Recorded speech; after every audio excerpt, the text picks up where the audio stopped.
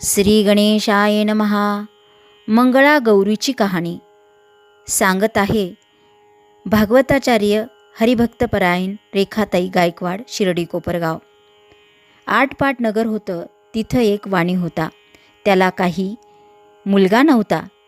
त्याच्या घरी एक गोसावी येई. अलख म्हणून पुकार करी. वाण्याची बायको भिक्षा आणि निपुत्रिकाच्या हातची भिक्षा घेत नाही असे म्हणून तो निघून जाई. ही गोष्ट तिनं आपल्या पतीला सांगितली. त्यानं तिला युक्ती सांगितली. दाराच्या आड लपून बस. अल्लख म्हणताच सुवर्णाची भिक्षा घाल. तिने अशी भिक्षा झोळीत घातली. बोवाचा नेम मोडला. तो बाईवर रागावला आणि तुला मूलबाळ होणार नाही असा शाप दिला. तिनं त्याचे पाय धरले.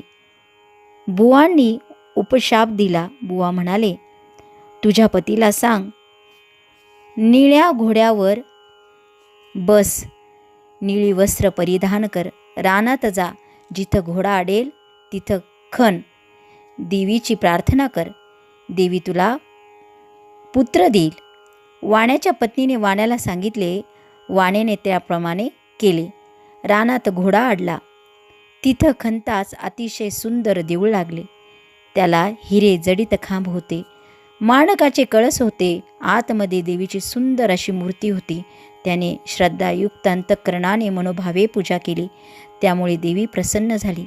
तिने वर मागण्यास सांगितलं. वाणी म्हणाला, सर्व काही आहे पण पुत्र नाही म्हणून दुःखी आहे. देवी म्हणाली, तुला संततीच सुख नाही. मी प्रसन्न झाले आहे तर तुला वर देते. अल्पायुष्य पुत्र घेतलास तर गुणी मिळेल आणि दीर्घायुष्य घेतलास तर जन्मांध होईल. कन्या घेतलीस तर बालविधवा होईल. इच्छा असेल ते मागून घे. त्यानं अल्पायुष्य पुत्र मागितला. तेव्हा देवीनं, माझ्या मागच्या बाजूला जा, तिथे गणपती आहे. त्याच्या मागं आंब्याचं झाड आहे. गणपतीच्या दोंदावर पाय दे, एक फळ घे, घरी जाऊन बायकोला खाऊ घाल, म्हणजे तुझा कार्यभाग होईल. असं सांगून ती अदृश्य झाली. वाण्यानं त्याप्रमाणे केलं. गणपतीने सांगितलं, तुझ्या नशिबी एकच फळ आहे. फळ घेऊन घरी आला. पत्नीला खाऊ घातलं. तिला दिवस गेले. यथावकाश बाळंतीण झाली. मुलगा झाला. सर्वांना खूप आनंद झाला. 8व्या वर्षी मुंज केली. 10व्या वर्षी लग्न करा म्हणाली. काशी यात्रेशिवाय लग्न करायचं नाही असा माझा नवस आहे, असं त्याने उत्तर दिले. काही दिवसांनी त्या मुलाला मामाबरोबर यात्रेस पाठवलं. मामा भाचे काशीत जात असताना वाटेत एक नगरात काही मुली खेळत होत्या. त्यात भांडण लागलं. एक मुलगी दुसऱ्या मुलीस म्हणाली, किती वाईट मुलगी आहेस तू. तेव्हा दुसरी मुलगी म्हणाली, माझी आई मंगळागौरीची व्रत करते, त्यामुळे कोणी वाईट नाही आणि कोणीच वाईटही होणार नाही. मामाने ते ऐकलं. विचार केला, हिच्याशी आपल्या भाच्याचाच विवाह करून द्यावा, म्हणजे हा दीर्घायुष्य होईल. त्या दिवशी त्याने तिथं मुक्काम केला. त्याच दिवशी त्या मुलीचं लग्न होतं. त्याच वेळेस नवरा मुलगा आजारी पडला. मुलीच्या आईवडिलांना काय करावं समजेना. कोणीतरी प्रवासी मिळाला तर बरं होईल. त्याला पुढं करून वेळ साजरी करू म्हणून धर्मशाळा पाहू लागले. त्यांना हे मामा भाचे दिसले. भाच्याला नेलं. गोरज लग्न लावलं. दोघांना गौरीहरापाशी निजवलं. दोघे झोपी गेले. मुलीला देवीनं दृष्टांत दिला. मुली, तुझ्या पतीला दंश करायला सर्प येईल. त्याला पिण्याकरता दूध ठेव. एक कोरा करा जवळ ठेव.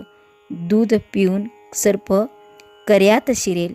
अंगाच्या चोळीनं कर्याचं तोंड बांधून टाक. सकाळी उठून आईला ते वाण दे. तिनं सर्व तयारी केली. दृष्टांताप्रमाणे घडून आलं. काही वेळाने तिचा पती उठला. भूक लागली होती. खायला लाडू दिले. फराळ झाल्यावर त्यानं तिला आपली अंगठी दिली. पहाटे उठून ताट घेऊन बिऱ्हाडी गेला. मामा भाचे मार्गस्थ झाले. दुसऱ्या दिवशी हिनं सकाळी उठून स्नान केलं. आईला वाण दिला. आईने उघडून पाहिलं. तो आत हार निघाला. तो आईनं कन्येच्या गळ्यात घातला. पुढं पहिला वर मंडपात आला. त्यानं मुलीला खेळायला आणलं. ती म्हणाली, हा माझा पती नाही.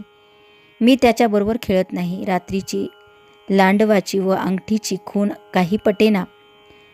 आईबाबांना पंचायत पडली. हिचा पती शोधायचा कसा? त्यांनी अन्नछत्र चालू केलं. जो ब्राह्मण येईल त्याचे पाय अंगठी घालून मुलीनं धुवावेत.